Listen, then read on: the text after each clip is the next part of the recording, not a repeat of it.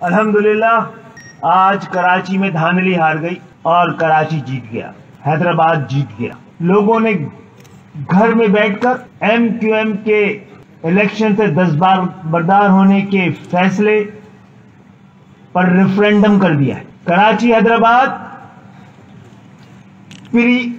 हैदराबाद में pre poll rigging मुस्तरद कर दी।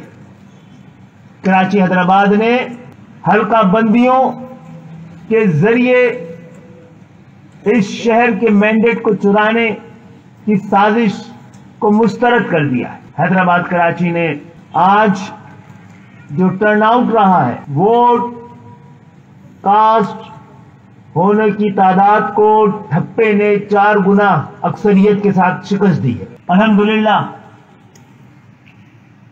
कराची हैदराबाद टंडोलायार की आवाम ने अपने हक में फैसला दिया है।